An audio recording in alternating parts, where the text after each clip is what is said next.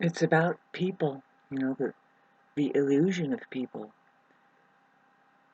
The Aquarius age, the Pluto particularly. See, it's an important, really epic thing that's happening, because if we're talking about generation, if you can imagine, there's also degeneration. I mean, you can't have a generation unless there's the deterioration, right, of a generation, right? I mean, that's just the nature of generating, you know.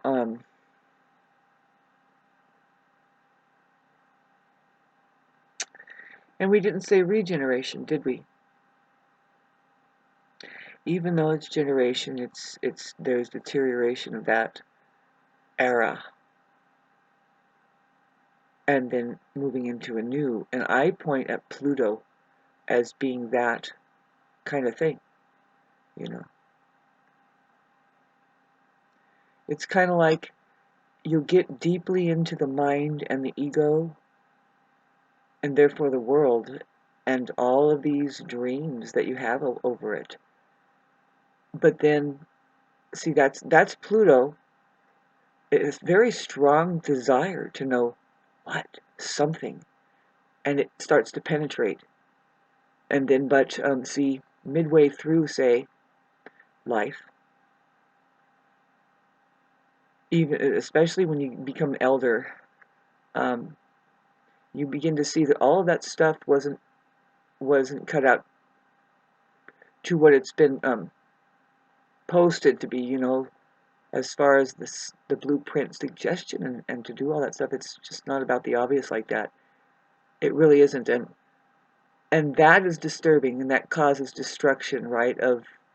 I mean, we can see a breakdown of any any generation when it is realized that what they've been living perhaps isn't even their idea. Let's just say that they went along with the program and now they're miserable. Mainly, it's like some of the gurus would say is that it's not what's happening that's making you miserable. It's your reaction to what's happening that might be keeping you in a place of spiraling, doing something strange. And I know that I'm battling that personally in my life. I was just thinking, it's like really hard to sleep, because it's like, wait a minute, but see, the thing is you shouldn't think that this stuff is sorted out by you. With the passage of time and the way that this is going to work, the way Pluto is going to work on people. It's going to the house of friends, 11th house, which I could just tell you, by the time, like I said, Pluto gets into the third degree, or even 6 or 9, I will know definitely who my friends are. It's going to be a very positive thing. But right now, see, my advice for you is, if you want the right people in your life, and good friends, good people, instead of just continuing on with being something you're not, and it's a game that everybody's wearing a mask. And see, the thing is you need to keep practicing. If you ever did before, see, the thing is that when you're being honest in the age of where Pluto's in Capricorn, and everybody's a narcissist, and they use that information against you, you're going to hold back, and you're not going to be. The business to mind your is to be more successful, is you be deceitful. See, but now that's not working. That's what I think that's going to be coming up for one last time. I've had relationship with my relationship with Capricorn is that they need to loosen up their whole, see, and they have. The Pluto thing has smacked that shit around, and we're getting one last kiss from the sun that says purification time with the sun in Capricorn, who is spilling with this diarrhea. Let's use it somehow. See, Pluto says we're not going to walk away a loser. We look at the truth of something that is most nourishing, and that's really what's left. Anybody knows that. It's like the truth, the solid truth is left after whatever God is doing here. cleaning up, and it is definitely a cleaning going on with people. Not that it hasn't been like that before, but now it's never been more. It's just, let's bring up what we already know. It includes that. And there's a lot of excitement in the air for my generation because we're Libra.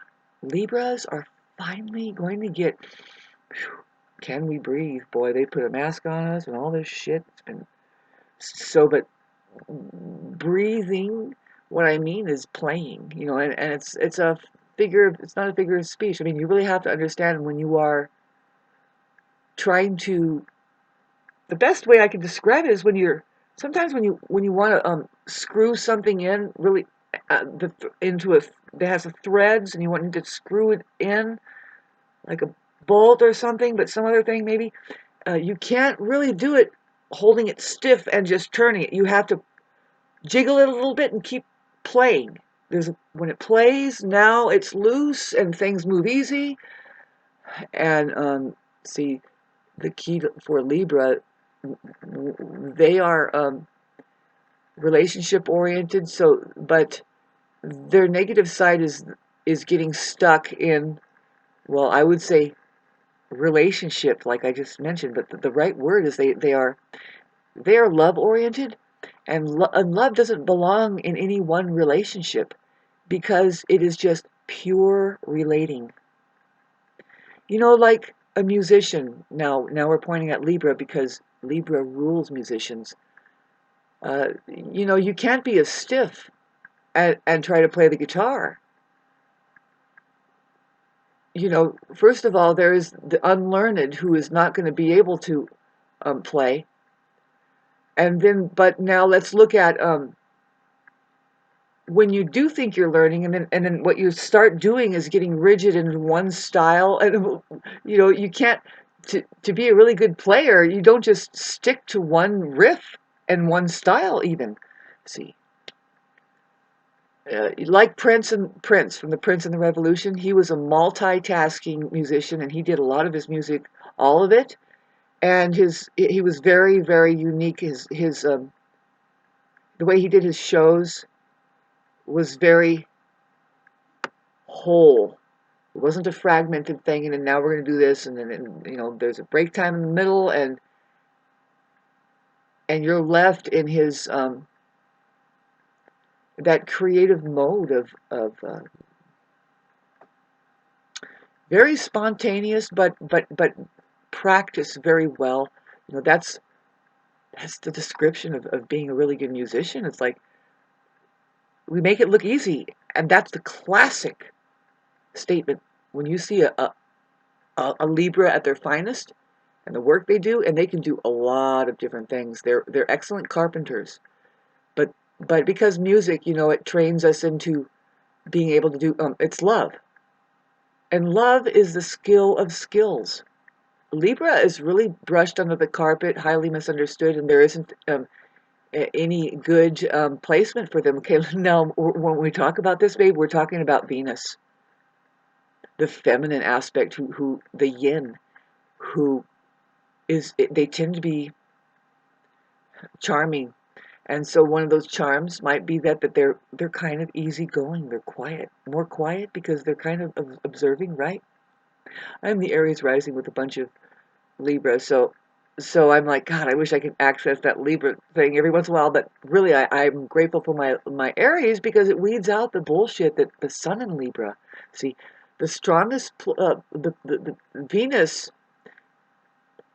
is strongest in Libra, not the Sun, and maybe Saturn. It has a strength there because of the way it knows how to structure that very energy of the Venetian urge, the feminine urge. But it's what it really is our love lives, our the way, like say our consciousness that AI is trying to take the place of. Really, it's synthesizing, and what that is just, it's musical. It's just like that. It's just a space that allows all of this debris in, and then starts creating structure. Anyway, Boy, thanks for listening to that. You know, what good did that do? It does good for me to do the things that I enjoy doing, which is I'm a motivational speaker. Bottom line, I'm I have Mercury conjunct Uranus. It goes Uranus conjunct Mercury in that order, 26, 20, 28. I almost said 29, and I've been going through hell since Pluto has been on my Mercury, let alone the Uranus on my moon, and um, it hasn't been easy. I mean, no matter what, how much astrology you know, sometimes you cannot avoid these seasons. I mean, for sure, because you have subconscious wiring, and you are not smarter than how that everything works, right? And particularly your subconscious, your unconscious, and your conscious mind. So, like, you know, I know this really good astrologer. He started right when the internet came out, I guess, when YouTube came out.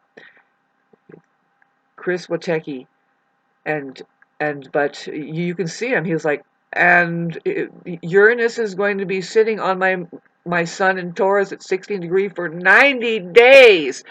He kind of warned like a month, 2 months, or 3 months before, and he couldn't hang in there. He said, right when it started happening, he says, "There's too many things happening in my life. I got to go." And then he was gone for the time. He went through something major fucking change, and he has yet to tell us, because it's still in Taurus. That Uranus is still in Taurus, and boy, that the Uranus and Taurus thing. It's funny because Taurus is so stable, as in, let's put the cows in the stable and have, that's exactly what that means, that they are, it's the sheeps in the meadows, you know, they're in the middle dimension. What's the bother? The sun is shining, it's warm now, did you get your food, take a nap, let's have some sex beforehand. That's Taurus. It's just very earthy. We're in the middle dimension. I'm going to keep saying that. It's called the meadows. There's space beings, and that's what they call it. There's 3 dimensions here. The middle dimension is the meadows. It's the second dimension where all the bodies are there. And yeah, it's the physical. Just the truth is there. And then the 3rd dimension is outer space, which is truth, outer space, physical, outer space, physical, outer space, truth, outer space. I don't know how better to do it, man, but I think I'm doing great. Kids will adopt it and try to tune their parents. And beyond the, see, that was the second and 3rd dimension. Beyond the 1st dimension, beyond your cartoon going on in there. It's just, see, your cartoon wants to take over and it will, and it can, because you've been told no. You've been told no about getting into your physical world. How old were you when everybody kept saying, no, no, no, no, no? And then you're like, wait a minute, I'm just trying to move my foot. No! Very traumatizing at the age 2.